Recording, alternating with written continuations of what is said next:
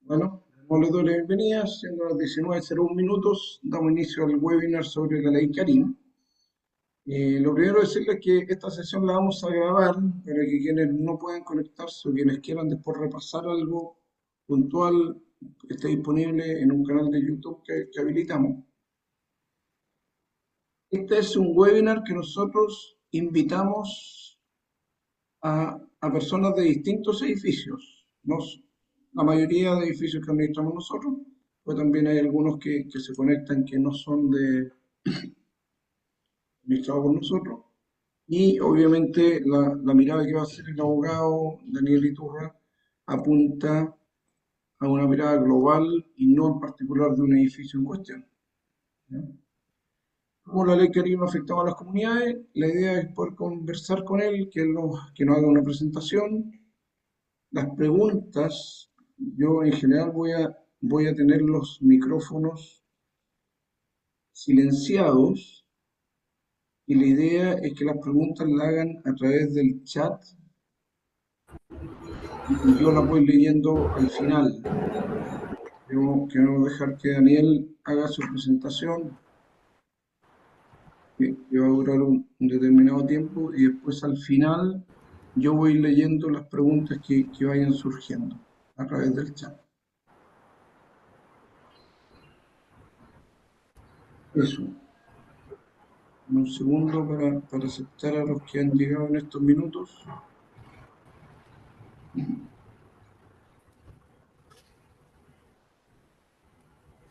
Y le doy la palabra a Daniel para que partamos.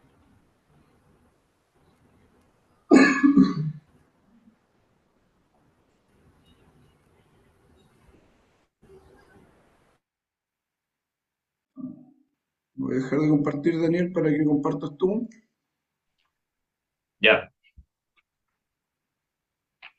y comencemos. Todo tuyo, todo tuyo. vamos. Gracias, Marcelo. Muy buenas tardes a todos y a todas. Quiero comenzar agradeciendo la invitación a la empresa Vertical para poder hablar de este tema súper interesante que está tan en boga como probablemente ustedes han escuchado en el último año, ¿verdad? Y la gracia de esta exposición, como bien mencionó Marcelo, es hacer una pincelada, a grosso modo, cómo ustedes, como copropietarios, en una posición.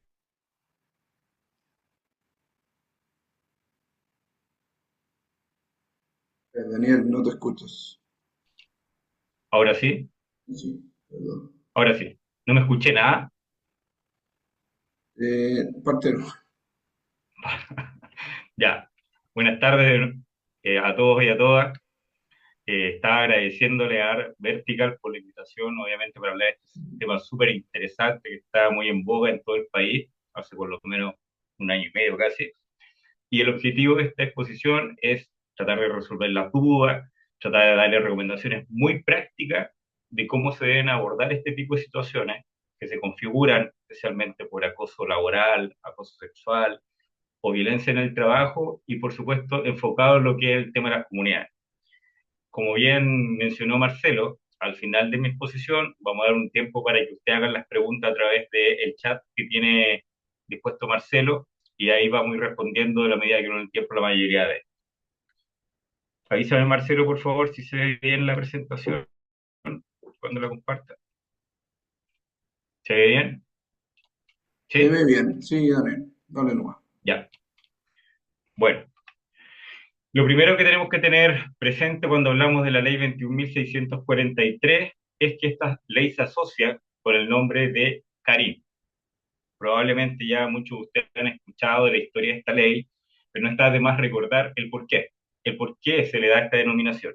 Y es porque justamente una persona que fue víctima de maltrato laboral, en específico doña Karin Salgado Novoa, que era una técnica de enfermería, como aparece aquí en la diapositiva del Hospital Herminda Martín de Chillán, terminó lamentablemente atentando contra su propia vida en el año 2019, producto de una seguidilla de sucesos que significaron un maltrato a su integridad física y psíquica y determinó finalmente que ella atentara contra su integridad. Producto de esta situación es que se provocó un gran revuelo social y se hizo un gran movimiento a fin de mejorar el estándar que existía previamente en cuanto a la investigación, la prevención y la resolución que se tiene que tener ante situaciones de acoso laboral y acoso sexual especialmente. Y eso también estuvo muy de la mano con este segundo punto, que es el convenio 190 de la Organización Internacional del Trabajo, que también invitaba al país a subir el estándar. ¿Cuál es la otra particularidad que tiene esta ley? No sé si muchos de ustedes están al tanto, pero esta ley tiene una particularidad bien excepcional dentro de nuestro ordenamiento jurídico, y es que se aplica de manera transversal al sector público, al sector privado y a las Fuerzas Armadas. Jurídicamente esto es una normalidad. Pasa muy poco que una ley tenga esta aplicación transversal, y una de las pocas leyes que encontramos que tiene esta facilidad es justamente la ley Carí. ¿Y qué podemos ver en datos? Bueno, si revisamos lo que ha ocurrido desde agosto del año 2024 hasta por lo menos julio del año 2025, el número de denuncias que han surgido por ley Karim ha sido realmente exponencial. Han habido más de 44.000 denuncias por ley. Esto en términos prácticos, y como yo también voy a abocarme más adelante, ha provocado una saturación, especialmente en la dirección del trabajo, por el gran número de denuncias. Porque como les dije anteriormente, es un número pero enorme de denuncias a lo que existía anterior. ¿Y qué otro dato podemos revisar? Que aproximadamente el 21% de estas denuncias ha podido constatar la existencia de maltrato o actos de acoso sexual o bien actos de violencia en el trabajo. Pero ¿qué dice esta cifra? No significa que prácticamente el 80% sea necesariamente denuncias falsas o sin mérito, sino que simplemente se pudieron haber desistido de las denuncias, pudieron haber retirado la misma, o bien efectivamente por esta demora en la investigación que se ha suscitado en términos prácticos, producto de este estancamiento que ha tenido la Dirección del Trabajo, se ha dilatado mucho este tema. Entonces en muchos casos los trabajadores o las trabajadoras han desistido y esos registros probablemente no ingresan en estas. Otro dato interesante es que a lo menos el 66% de las personas que han hecho este tipo de denuncias corresponden a mujeres. Entonces existen, entre comillas, tendencias o datos bien interesantes de cómo se está desarrollando el tema de la ley Karim en la práctica, y es un poco a lo que vamos a apuntar esta tarde. Dicho lo anterior, ¿qué es lo que la ley Karim implicó en términos prácticos y en concreto en el Código del Trabajo como cambio sustantivo? Probablemente ustedes habían escuchado de los términos acoso sexual y acoso laboral. Y eso no tiene nada de sorprendente porque estos dos conceptos han estado en el Código del Trabajo de antaño, ¿ya? El artículo 2 y siguiente del Código del Trabajo. ¿Dónde está una de las principales innovaciones que tuvo la ley Karim? Y es justamente a propósito del acoso laboral. Porque anteriormente se pedía la reiteración de la conducta. Antes de agosto del año 2024, era necesario que el maltrato laboral sea reiterativo en el tiempo. Pero en la actualidad, o ya desde la entrada en vigencia de la ley Karim, esto cambió. Puede ser un acto, miren la gravedad de lo que estoy diciendo, un acto de un empleador hacia un trabajador, después voy a apuntar a eso, o bien de un trabajador hacia un empleador, y eso de por sí ya puede ser constitutivo de una actitud de acoso laboral o un acto de acoso laboral. Y acá también me tengo que detener porque hay otra particularidad. ¿Cuál es? Que existe el acoso vertical, de arriba hacia abajo, o de abajo hacia arriba. Y esto igual es bien relevante porque tradicionalmente muchas personas tienen la mala concepción en el sentido de que solamente puede ser víctima de acoso laboral el trabajador. Pero lo cierto es que también lo podría ser eventualmente el empleador o incluso los compañeros de trabajo, lo que se llama el maltrato horizontal. Todas estas figuras, estas formas de acoso, están justamente contempladas en la nueva definición que ha dado nuestro legislador y en la actualidad tienen protección. El acoso sexual, como está en la primera definición de la pantalla, naturalmente dice relación con requerimientos de forma indebida por cualquier medio. Eso igual es muy relevante y más adelante lo vamos a ver. Cualquier medio significa que no obliga a que sea presencialmente entre dos personas. puede ser incluso a través de medios digitales, por teléfono, por WhatsApp. Entonces, en todos estos temas, vuestros medios de comunicación, nosotros queremos hacer la invitación a que sean sumamente cuidadosos en la forma de trato que tengan naturalmente con todas las personas con las cuales se relacionan laboralmente, o bien con los trabajadores, por supuesto, que están en su lugar de trabajo, en los condominios o en los edificios.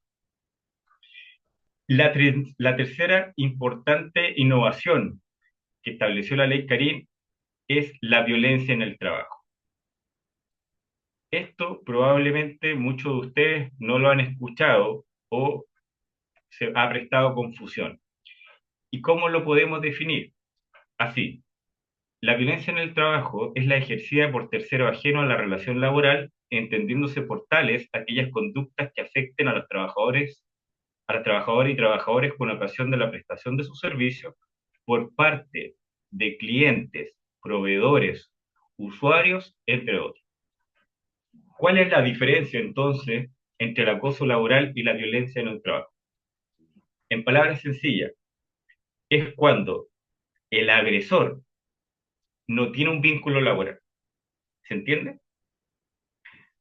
Esto en términos prácticos va a caer muy de la mano en el contexto que estamos el día de hoy, en el régimen de copropiedad, justamente cuando el acto provenga de un propietario, de un arrendatario, de una visita que está en un departamento determinado, por ejemplo, y agrede a un conserje.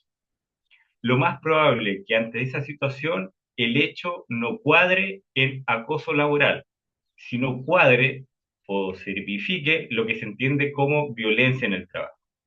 Esa es la distinción y que me interesa que un poco tengan presente ustedes el día de hoy, puesto que lo más probable, lo que uno más ve en la práctica, es justamente que los consergios o los mayordomos, la gente que trabaja en general en un condominio o de limpieza, cuando son víctimas de agresiones, provienen en muchas ocasiones de visitas, de los repartidores, y como hemos visto, por cierto, en las noticias. Y todo ese tipo de situaciones cuadra justamente lo que es la violencia en el trabajo. Dentro de las otras modificaciones que introdujo la ley Karim, es justamente como le estaba destacando la exigencia de la reiteración de las conductas de hostigamiento, basta ahora que sea una. En segundo lugar, esta nueva figura que es la violencia en el trabajo, ya se la detallé. Y lo tercero que es muy importante es que al empleador le establece un deber de investigar, de prevenir el acoso laboral en su lugar de trabajo. Esto es muy relevante porque el empleador tiene que capacitar a sus trabajadores y trabajadoras para prevenir esta acción. Y esa prevención es educativa, idealmente con charlas como esta, o bien con una exposición de un prevencionista de riesgo, o bien con el asesor de la mutual de seguridad, etcétera. Puede ser de distintas formas. Y más importante aún, eso tiene que estar plasmado, traducido, materializado en un protocolo de prevención, que es, en términos sencillos, un formulario o una especie de manual que se incorpora en el reglamento interno de orden, higiene y seguridad, en el caso de la empresa, y ahí se establece cuál es el paso a paso de cómo yo debo actuar en el caso que quiera denunciar a alguien.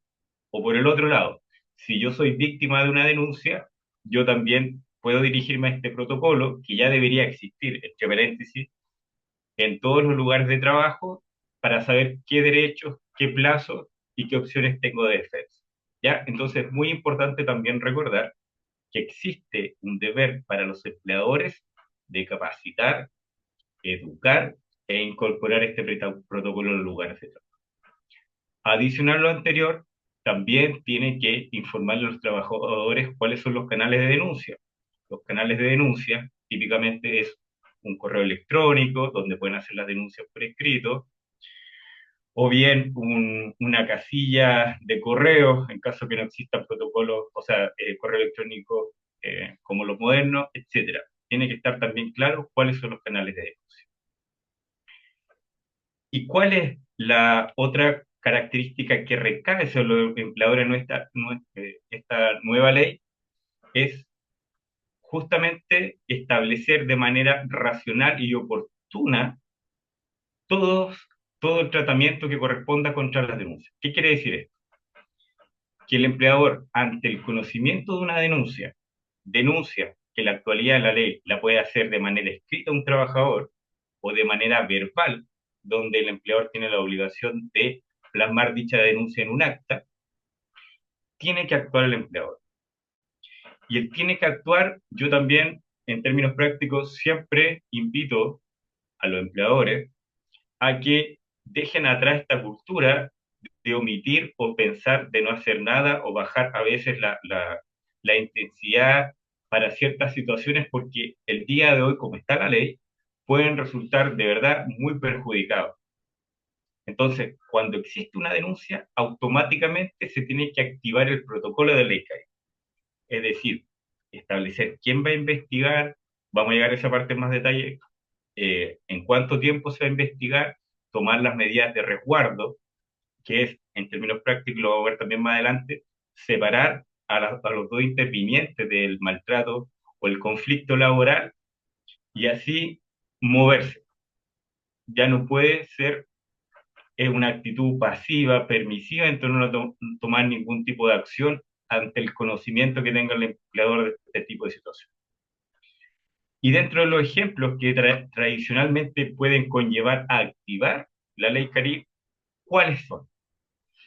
Y acá existe una infinidad de ejemplos, hay jurisprudencia, hay una serie de libros que han estudiado este tema, y lo que nosotros podemos transmitir de manera muy sencilla es que el acoso laboral, lo primero es que puede ser una acción u una omisión. También existe culturalmente el mito de que si yo no le hago nada o no insulto, no grabateo, por ejemplo, caso extremo, a un trabajador, yo en verdad no lo estoy maltratando. Pero lo cierto es que en la actualidad, incluso yo omitiendo, no hablándole a un trabajador, haciéndole entre comillas la ley del hielo, de manera individual o concertadamente con más compañeros de trabajo, por ejemplo, sí puedo estar afectando o atentando en contra de un trabajador.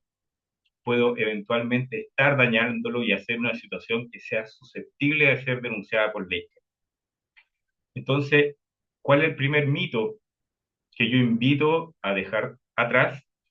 Es tener presente que las omisiones también pueden ser constitutivas de un acto de hostigamiento o maltrato laboral. El segundo hecho relevante, y que en la actualidad uno lo ve mucho en la práctica, bueno, yo trabajo hace más de 15 años en puros temas laborales y litigamos bastante este tipo de situaciones.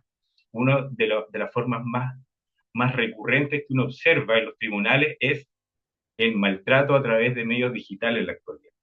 Y es justamente uno de los medios de prueba que más utilizan las víctimas para acreditar que eran objeto de maltrato. Por lo tanto, ¿cuál es la reflexión que tenemos que hacer? Especialmente los grupos de WhatsApp que a veces tenemos en los lugares de trabajo, situación uno y situación 2 que también hemos visto hasta en los chats que a veces se dan en las comunidades, en la junta de vecinos, etcétera. Ojo, cuidado cómo nos relacionamos o cómo eh, nos comunicamos o calificamos especialmente a la gente trabajadora de los espacios comunes. Porque basta una mala broma, un mal meme, un mal apodo que quede, por ejemplo, plasmado en este tipo de comunicaciones y eso nuevamente, como les dije anteriormente, puede abrir paso a que tengan que ser parte de una investigación por ley Carín y naturalmente va a pasar un mal rato, por lo tanto acá el objeto de esta ley es elevar el estándar de cómo nos relacionamos, en síntesis.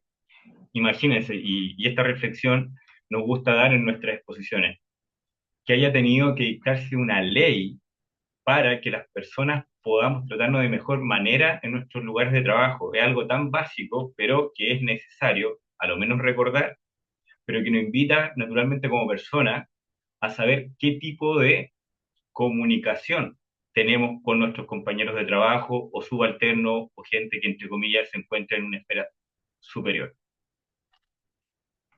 Sin embargo, lo anterior no es lo único que cae dentro de la serie de ejemplos que se malinterpretan. También nosotros vemos muchas veces en la práctica una molestia por muchos empleadores, o ciertos empleadores, en verdad, de, oye, yo con la ley Karin ahora no puedo hacer nada. Quizás algunos lo han escuchado, han tenido una experiencia personal, no lo sé, pero se da harto en la práctica que uno observa que ciertos empleadores dicen, oye, con esta ley ya no puedo, no sé, llamar la atención, no puedo tomar medidas, etcétera. Y eso también es un mito. De ninguna manera esta ley pretende restringir las facultades de administración y de poder que tiene un empleador en su lugar de trabajo. No, no va por ahí esta reforma legal. Lo que esta reforma legal regula o pretende, o el objetivo de la misma, como ya dije, es tratar de que el medio, el tono, la forma y naturalmente el mensaje final no lesionen los derechos fundamentales, pero no de manera subjetiva, sino de que si usted, por ejemplo, busca una persona, le hace una observación por un mal trabajo desde una perspectiva técnica, objetiva, y a la otra persona no le gusta y dice que es ley Karim, etcétera, lo más probable es que eso no va a tener un buen puerto resultado, porque usted simplemente hizo o ejecutó una facultad legal y que está en todo su derecho. Incluso puede amonestar, puede calificar negativamente, pero siempre que esté bien fundado y, por supuesto, bien motivado ese tipo de sanción. Entonces, tampoco con esta ley se busca limitar lo que es el poder de dirección del empleador. Ese también es un mito que uno ve mucho en la práctica, pero que en caso alguno es lo que propende esta ley. ¿Qué debo hacer si soy víctima de acoso laboral o sexual? En general, nosotros en este tipo de charlas le decimos a las personas que aproximadamente entre un 20 a un 30% en la vida laboral de muchas van a ser víctimas de algún momento de acoso laboral o van a tener algún familiar de acoso que va a ser víctima de acoso laboral. Por lo tanto, es interesante que ustedes por lo menos traten de guardar algunos pasos o acciones que deben ejecutar en caso de que se encuentren en esta lamentable situación. Como les dije anteriormente, lo primero que deben retener es que la denuncia puede ser, conforme a la nueva ley, de manera escrita o de manera verbal. Yo, y toda la gente que ha estudiado este tema, sugiere o recomienda que en términos prácticos usted siempre haga la denuncia por escrito.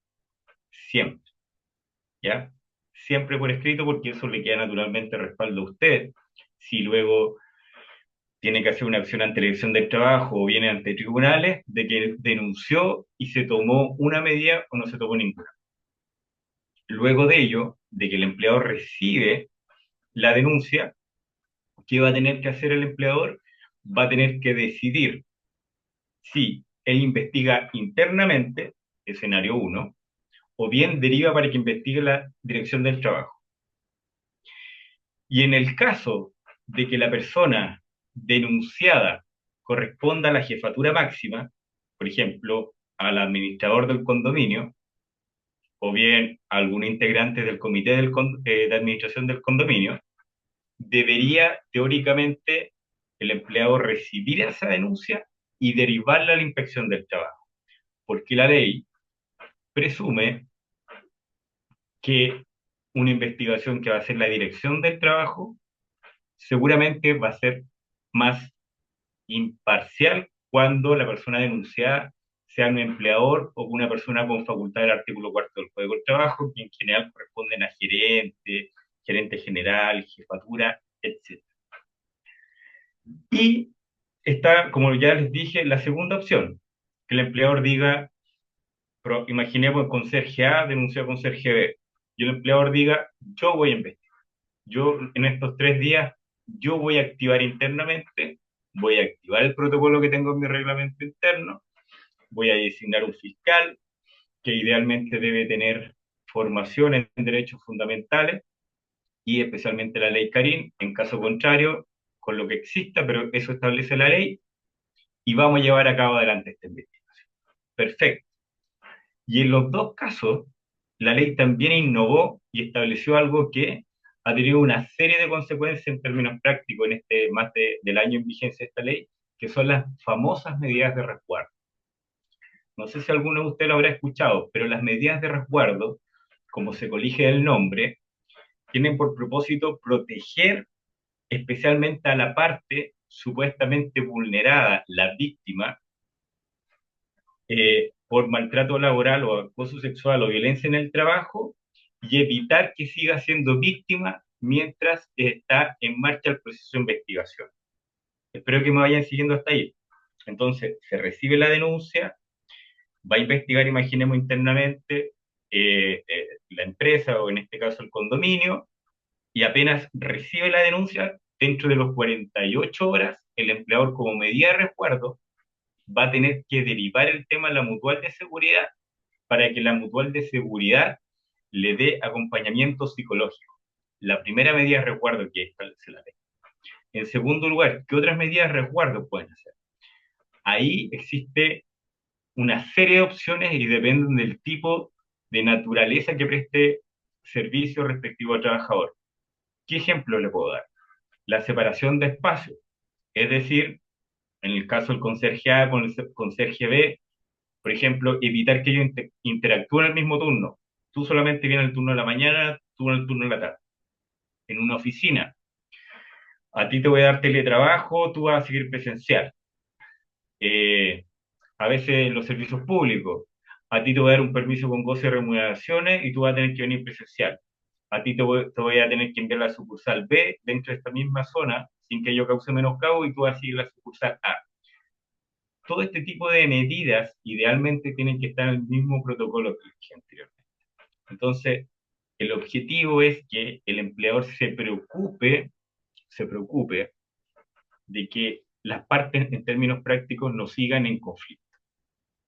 Y cuando una de las partes no cumple esto, que esto también se ve en la práctica, por ejemplo, acá en la ciudad de Valparaíso, se estableció por acoso sexual una medida de alejamiento al agresor en una empresa X y el agresor hizo caso omiso a esa indicación, siguió persiguiendo o tratando de conversar con la persona que lo había denunciado, una trabajadora, y la empresa dijo, oye, lo vimos en las cámaras, que sigue persiguiendo a esta persona, ¿qué hacemos?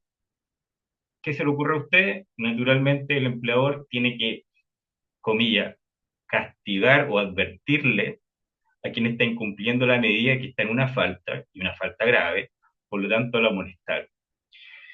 Y eventualmente, si esta persona, imaginemos en el ejemplo que les di, el agresor sexual, continúa sin respetar las medidas de resguardo que le establece el empleador incluso lo podría despedir antes del término de la investigación.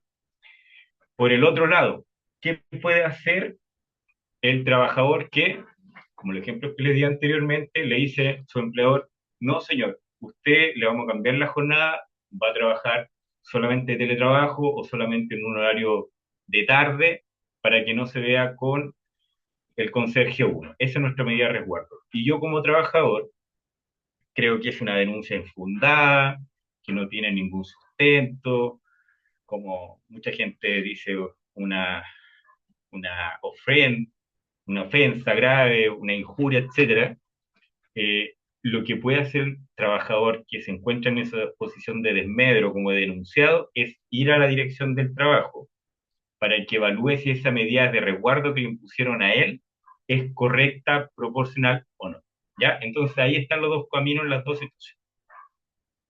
Luego de la anterior, y siguiendo la línea de la investigación interna que está haciendo este comité de copropiedad, imaginemos que está acá en Viña del Mar, teóricamente deberíamos terminar la investigación durante el periodo de 30 días, ¿ya? 30 días administrativos.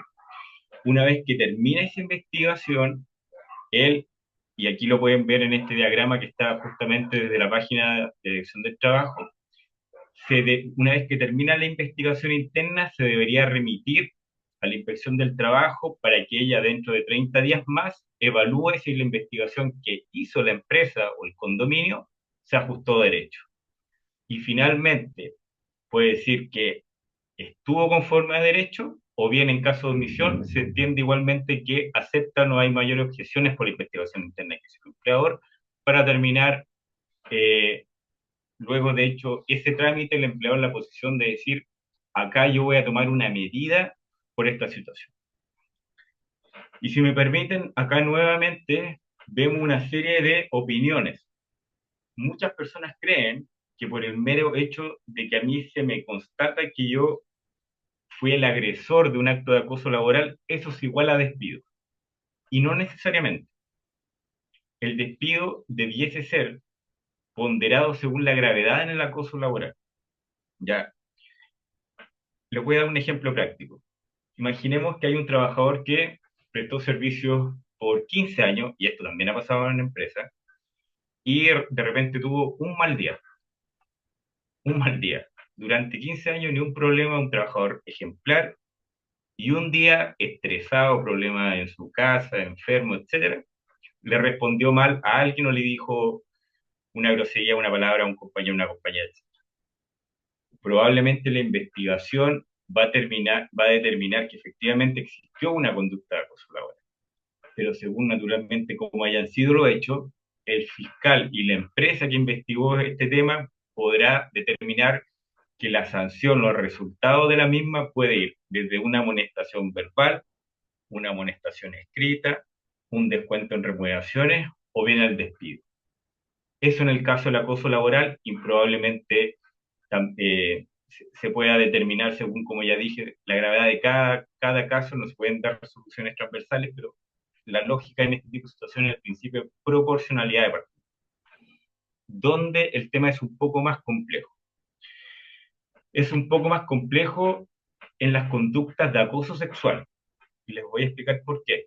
Porque en septiembre del año 2025, la Corte Suprema elevó el estándar de la gravedad de las conductas de acoso sexual y determinó, en síntesis, por supuesto, mucho más complejo y nos demoraría mucho más tiempo en explicar este punto, pero que se presume que todas las conductas de acoso sexual revisten de una alta gravedad. Por lo tanto, dio a transmitir de que basta cualquier tipo de acoso sexual para que sea necesario que el empleador deba poner término a un contrato de trabajo. Ahí, naturalmente, la situación es mucho más delicada y eso también lleva a tener mucho más cuidado, resguardo en la forma que nos tratamos con nuestros compañeros y compañeras en temas de connotación sexual, por lo mismo que les he dicho. Y bueno, ¿qué es la otra materia muy relevante durante la investigación que especialmente va a hacer el empleador? Estas reglas se aplican igual en la investigación que va a hacer la dirección de trabajo, pero enfocada en el ejemplo que estamos siguiendo, y si estamos investigando como empleador, se van a aplicar todos los principios que estamos viendo en esta dispositiva. Confidencialidad, imparcialidad, celeridad, perspectiva de género, no victimización o no victimización secundaria, no discriminación, debido proceso, razonabilidad y colaboración. Acá, nuevamente, otra sugerencia. Lo primero, y por eso es que en esta diapositiva, en primer lugar está la confidencialidad, porque en la práctica, siempre culturalmente, algunas personas tienden a comentar los rumores de pasillo, me preguntaron esto, oye, a ti qué te preguntaron, y se van formando estos conventillos, ¿verdad? De tratar de comentar, oye, no, es que este caso se trata de esto. No. Cuando hay una investigación por ley Karim, sea acoso laboral, sexual o violencia en el trabajo, confidencialidad, silencio, no hablar de cosas o sea, indebidas o del tema de la sustentación de la investigación, qué le preguntaron o qué sabe usted con los compañeros en su contexto de trabajo. Únicamente lo justo y necesario con el fiscal o las personas de investigación. Porque si usted incurre en un incumplimiento de estos principios, igualmente puede tener algún tipo de responsabilidad. Lo otro relevante es que en el acoso sexual, con la ley Karim justamente se incorpora la perspectiva de género y el principio de no revictimización. Es decir, que se trata de no someter a la persona que fue víctima de un agravio de connotaciones sexuales especialmente, o incluso de acoso laboral, a tener que revivir innecesariamente las memorias de esta situación, como ocurre en materia penal. Y la perspectiva de género naturalmente tiende a que se observe la perspectiva de los intervinientes en el proceso. Esto no quiere decir que haya una presunción que necesariamente, porque la denunciante, por ejemplo, sea mujer, eh, se le va a creer en el caso de una denuncia de acoso sexual en un 100%. No, eso también es una pregunta muy típica que aparece en este tipo de conversaciones. Pero sí que la investigación se tenga presente la perspectiva de género de la misma y cómo eso ha influido probablemente para que se dé la situación que ella está denunciando en conjunto con los medios probatorios que se pueden incorporar al proceso. Los otros principios muy relevantes es el del debido proceso y no discriminación. Y esto nos toca ver en nuestra oficina muchos de los casos de personas que llegan, oye, yo he sido denunciado por la Karim y yo no hice nada. ¿Qué hago? ¿Cómo me defiendo? Y a veces uno observa que se toma una actitud de, no, yo voy a quedarme callado, no voy a aportar y no voy a hacer nada, como denunciado. Entonces uno le dice, no, defiéndete, haz tu descargo, propone medios de prueba y hazlo naturalmente dentro de los plazos legales que correspondan, antes de los 30 días. Entonces, esa es otra sugerencia que queremos transmitir. Si usted está en esta posición de ser denunciado, acuérdese, debido proceso, razonabilidad y que tiene el derecho a hacer sus descargos, a proponer medios de prueba para descartar las acusaciones que se le hacen, saber de por qué se le está denunciando, y esto pasa mucho, de que a veces hay denuncias de ley Karim, especialmente cuando son interpuestas a la Dirección del Trabajo, o bien ciertos empleadores que no le comentan nada a la persona denunciada y de repente se ve que está por medida de resguardo, siempre está al servicio, lo quieren destinar a otro lugar, y eso, a nuestro parecer, son errores súper fuertes de parte del empleado. Dicho lo anterior, ¿cómo concluye el proceso de investigación? Bueno, ya le he adelantado un poco, la regla general es que sean 30 días de investigación cuando lo lleva el empleador de manera interna, luego remite el antecedente de la Dirección del Trabajo para que ésta valide las conclusiones o la investigación que hizo el empleador, y finalmente, una vez que pasa el trámite de la Dirección del Trabajo, los antecedentes vuelven a el empleador para que dentro de 15 días tome algunas de las medidas que ya le expliqué anteriormente, que pueden ser desde amonestaciones o la más gravosa, que sería el despido, conforme al artículo 160 número 1 del Código del Trabajo. Y acá un paréntesis, probablemente algunos lo saben u otros no. El, en términos prácticos, que a un trabajador lo despidan por acoso sexual o acoso laboral, significa que él no se va con la indemnización de daño de servicio ni meta aviso previo. Le van a pagar en su finiquito la remuneración pendiente y las vacaciones proporcionales o legales que se la deudan. Nada más. Esa es la consecuencia práctica. ¿Cómo debe actuar el comité de administración o bien los copropietarios ante este tipo de denuncias? No me cae la menor duda de que muchos de ustedes probablemente han oído las noticias de varios conserjes que han sido víctimas de maltrato, videos, que han habido golpes acá en la región, etcétera. En los matinales muchas veces se han hecho un festín con estos temas, ¿cierto?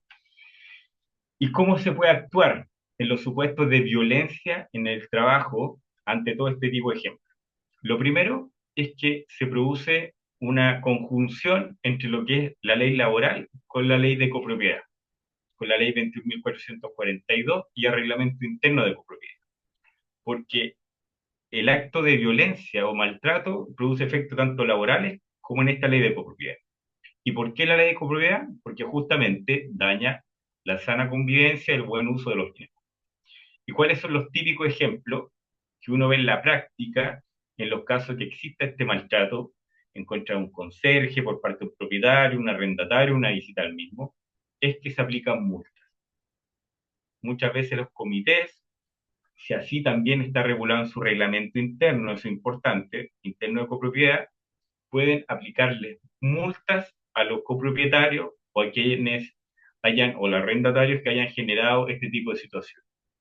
Y en caso de reincidencia o que esta situación siga escalando, también existe la posibilidad de que se realice una denuncia ante el juzgado de policía local competente para que naturalmente establezca medidas que en la práctica también la tendencia es a que se materialicen en multas que vayan desde 1 a 3 UTM, sin perjuicio que, en caso de reincidencia, las mismas incluso se puedan duplicar.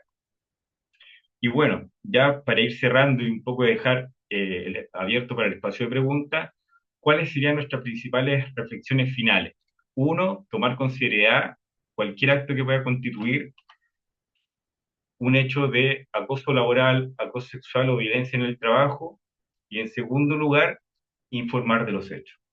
Ya a nivel central, entendido esto como el comité de administración de este tipo de situaciones, porque muchas veces cuando no se comunica, no se informa debidamente y la situación escala, entiéndase por esto ya la intervención de dirección del trabajo, ya que la persona vaya a hacer un autodespido, la situación se pone muy gravosa. Y sobre eso en términos prácticos, para que ustedes igual lo tengan presente, cuál sería el riesgo para una comunidad, naturalmente se podía ver enfrascada en un juicio laboral como demandado, donde probablemente la persona que fue víctima de acoso laboral o acoso sexual, en la cual no se tomaron ninguna medida oportuna, los pueda demandar por años de servicio, mes de aviso previo, recargos legales, una vulneración de derechos fundamentales que es entre 6 a 11 meses de remuneración. Entonces, un tema bien engorroso y oneroso por lo demás. Así que eso, le agradezco mucho su atención, quedamos abiertos a sus preguntas y le doy el pase a Marcelo ahora para que pueda comentarme cualquier cosa. Muchas gracias, Daniel. Súper clara toda la figura. Vamos a esperar ahora a ver si hay preguntas que surgen a través del chat. Recordemos a todos que a través del chat pueden hacer preguntas para Daniel, que las voy leyendo yo en la medida que vayan llegando. Eh, Daniel, una pregunta mientras tanto, mientras algunas personas escriben. Hay, cuando una persona externa o un residente efectúa un maltrato a un trabajador, muchas veces la gente cree que es la comunidad la que va a tener que pagar una multa debido a esa figura. Aclaro un poquito si eso va a ser en caso de que no se haga la investigación de vías, en caso de que no se multe al responsable, o automáticamente la comunidad va a recibir esa multa. Me imagino que la comunidad no es responsable del actuar de todos los que transitan por ahí.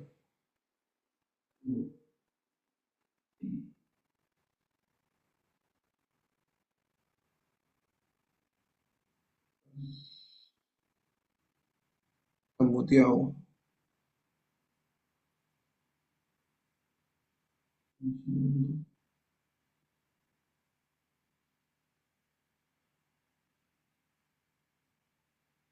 No te escucho.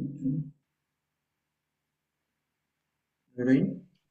Ahora sí, Ahí sí. ya. Bueno, buena pregunta, Marcelo. Efectivamente, la regla general es que la comunidad no sea responsable, ¿ya? ¿Dónde la comunidad se podría ver expuesta? Cuando no actúe. Cuando, por ejemplo, se haga una denuncia, se tome conocimiento de la misma, como dijimos anteriormente, alguien mande un correo a un trabajador al comité o al presidente del comité diciendo, oye, yo soy víctima de acoso laboral, investiguen y no hacen nada, la comunidad se expone, en primer lugar, a que si el asunto es derivado a la dirección del trabajo, eventualmente lo puedas multar como empleador, como el ente abstracto, al pago de una multa por no activar el procedimiento. En esa hipótesis. Pero si se activa el protocolo, se toman las medidas oportunas, se hacen las investigaciones, deberían perder cuidado. Por lo tanto, nuevamente, la responsabilidad o no va a ir muy de la mano de cómo actúa respecto al protocolo que se debería aplicar en la especie de ley Carim y que debería estar ya incorporado en los reglamentos internos. Y llegaron ya algunas preguntas. José nos pregunta si las multas por faltas en la ley Karim deben estar previamente establecidas en el reglamento interno de copropiedad. ¿El reglamento Ya, interno o reglamento de copropiedad? ya. Ahí me imagino que esta situación va cuando se quiere, entre comillas, sancionar a un propietario de un departamento X que tuvo conflictos contra un conserje, que es muy típico. Y lo cierto es que ya varios condominios están adoptando eh, la facultad de que su en reglamento interno de copropiedad, el reglamento interno de copropiedad justamente tipifican que se autoriza aplicar multa ante este tipo de situaciones que son por maltrato o ley Carín. Y esto se traduce que en los gastos comunes muchas veces aparece un monto X determinado para ese departamento en específico como castigo o sanción por las conductas que atentaron contra los derechos de un trabajador del edificio. Otra pregunta. ¿Cuántas denuncias llegan a término? Se mencionó que habían 44.000 denuncias. ¿Se sabe cuántas de ellas han llegado a término? Ya, en la estadística que existe, estas 44.000 denuncias APP en el primer año que estuvo en vigencia, el 21,3% aproximadamente constataron la existencia de vulneración de derechos fundamentales. Pero ahí nuevamente ese dato, esa cifra puede estar sesgada por el problema práctico que les mencioné en un inicio, que cuando se instauró la ley Carín, eh, no sé cómo definirlo, pero una falencia, una deficiencia evidente en los recursos estatales que existían para investigar. Por lo tanto, ¿cómo podemos traducir eso en la práctica? De que acá en Valparaíso y Viña del Mar, hablando de la zona, por supuesto, significó que hasta hace como 2 meses atrás recién estaba investigando los casos del año 2024. Imagínense, o sea, casi 7 meses, 6 meses en que la Dirección del Trabajo vaya a investigar las denuncias que se hicieron en el año 2024. ¿Se dan cuenta? Por lo tanto, eso contamina la cifra real, porque por todo este tiempo, en muchos de estos casos, el 21% se presume que varios se desistieron de la denuncia o el empleador llegó a acuerdo para algún tipo de solución y para las medidas de resguardo. Por lo tanto, yo creo que las denuncias más transparentes sobre el porcentaje real de, de verosimilitud que tienen las mismas, lo vamos a tener yo creo en 2 o 3 años. Sigo con la pregunta. ¿Piensa que es necesario un comunicado de parte de la comunidad a los residentes y propietarios arrendatarios sobre el deber de sana convivencia? ¿Sirve como resguardo legal en caso de que se denuncie algo después de eso?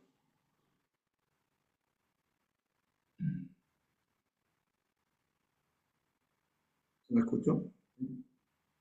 Estás muteado, a ver, ¿no? Un segundo.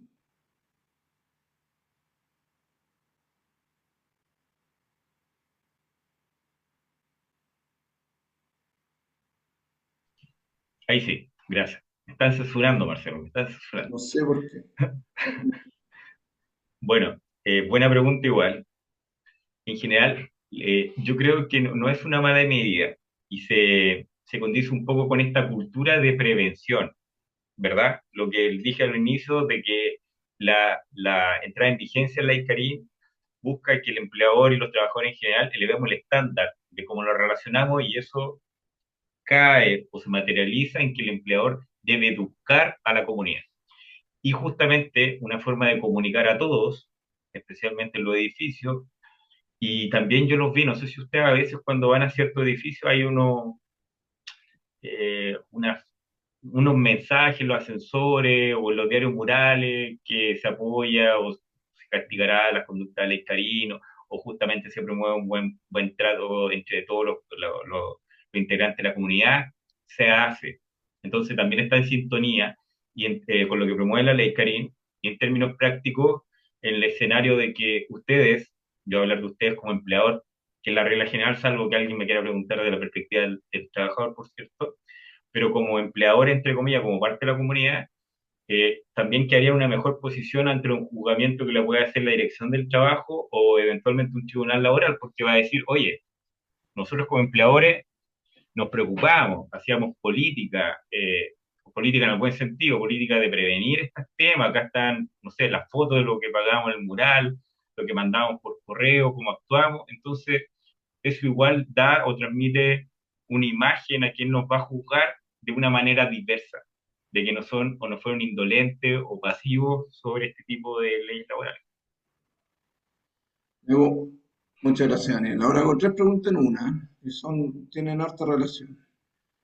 ¿Cómo se recomienda proceder en caso de falta de respeto del conserje hacia los propietarios o residentes? Y si ya se respondió, si era necesario reforzar algún trato entre conserje y propietario, pero ¿qué pasa si lamentablemente alguno de los conserjes no tiene ese trato cordial? que puede ser entre sus compañeros o con algún residente, y relacionado con lo mismo, si es causa de despido o no, si un trabajador violenta verbalmente o físicamente a un propietario. Ya, buena pregunta igual. Lo primero es que, sin duda, en caso de que un conserje maltrate a un propietario, se pueden tomar medidas contra el mismo. ¿Ya? Lo normal, sin embargo, es que veamos el ejemplo concreto que ahí colocaron de, imaginemos que está el conserje, ¿cierto, Marcelo? Y atacó a Marcelo. Disculpa, Marcelo, que te utilice. ¿Ya? ¿Sí? Alguien te atacó, te golpeó. Eh, entonces, y Marcelo tiene un departamento en este edificio. No, Marcelo no podría invocar la ley Karim porque él no tiene un vínculo laboral con este trabajador y es víctima. ¿Se entiende? Él no podría decir, actívese la ley Caín, porque en verdad es víctima, ¿ah? Que no tiene ningún tipo de relación laboral con él. Y la violencia en el trabajo solamente se aplica desde la perspectiva del trabajador. Por lo tanto, ¿qué podría hacer Marcelo? Informar al comité o a la asamblea o al administrador X de la situación y debería investigarse los hechos. Y si se constata que efectivamente esto existió, ¿qué medidas puede tomar el empleador? Son las mismas que ante cualquier incumplimiento laboral. Y va de la mano con el jus poniendi que tiene, entre comillas, el empleador o las facultades disciplinarias. Y van desde la amonestación, como dije anteriormente, es decir, cursar una carta de amonestación, hasta el despido por incumplimiento grave de las obligaciones contractuales. O bien, en el caso de que haya habido una agresión, que sería mucho más grave aún, ahí existe una causal específica que se llama vías de hecho. También está en el artículo 160 del Código del Trabajo. Por lo tanto, si la situación es grave y obviamente tenemos cómo acreditarla, podemos despedir por incumplimiento de la obligación, el artículo 160 número 7, porque un deber básico de todo trabajador naturalmente el buen trato, que va de la mano con el contenido ético que se le dice el contrato de trabajo, conforme han determinado los tribunales, y en el caso de que produzca una agresión especialmente física, una riña, un golpe, ahí lo recomendable es proceder con el despido a través de la causal más específica que existe, que se llama vías de hecho, como dije anteriormente. Ambas causales, en términos prácticos, se traducen en que el trabajador no va a tener la opción de que se le pague el baño de servicio, el metaviso previo, únicamente se va a ir con la remuneración y las vacaciones o feriados legales a tu cargo. Eso. Otra pregunta. ¿Qué pasa si el maltratador o el denunciado por ley Karim es un menor de edad? ¿Aplica igual? ¿Hay alguna diferencia? Buena ¿Aplica de pregunta. rebote Eso a los padres? sí, la regla general ahí es que responden los padres, porque los niños o los menores de edad son inimputables, como ustedes saben, ¿cierto? Entonces, dependiendo del tipo de situación, podrían eventualmente responder los padres.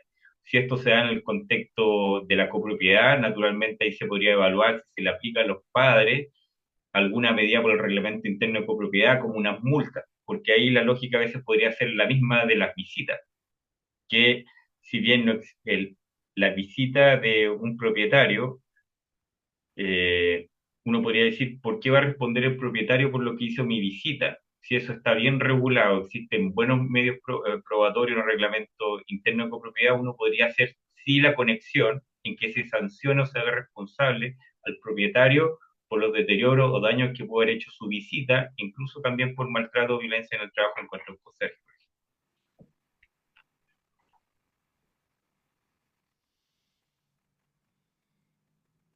Me hacen una pregunta específica de un edificio, pero estoy tratando de hacerlo un poco más general. Recordemos que esto es personas de distintos edificios, por eso no quiero concentrarme solo en un caso. Pero hay un ex trabajador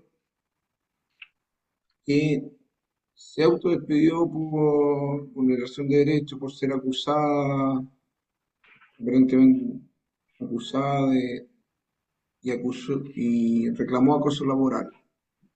Nunca mencionó en la demanda la ley Karim. Son, ¿cómo conversan esos dos temas? A ver, ¿cómo me podría repetir, por favor, la pregunta? ¿Cómo? Un trabajador que se autodespidió por ¿Ya? acoso laboral, pero no hizo denuncia de ley Karim. Ya, pero en la demanda está diciendo que fue víctima de la Icari. La demanda está diciendo que fue víctima de acoso laboral. Ya, bueno, un poco de contexto para que todos estemos claros en la situación que está planteando Marcelo. Una persona puede dejar de trabajar por tres vías principalmente: el despido, la renuncia a mutuo acuerdo o bien un despido indirecto. El caso que está planteando Marcelo justamente corresponde al despido indirecto, que como le dice el nombre, es cuando el trabajador, por algún incumplimiento o alguna falta grave de su empleador, decide él colocar término a la relación laboral. ¿Ya? ¿Ahí estamos claros? Le envía una carta al empleador de que se autodespidió. ¿Y por qué hace esto? Porque a diferencia de la renuncia, con el despido indirecto, el trabajador tiene el chance de demandar el pago de su año de servicio, el pago al mes de aviso previo y recargos legales. ¿Ya? ¿Me siguen? Entonces, esto igual es relevante o pertinente porque cuando el empleador no investiga un tema de acoso laboral, el trabajador puede decir, me voy a autodespedir producto de estos incumplimientos que hizo mi empleador. Entonces, por eso también hay que tener cuidado en actuar.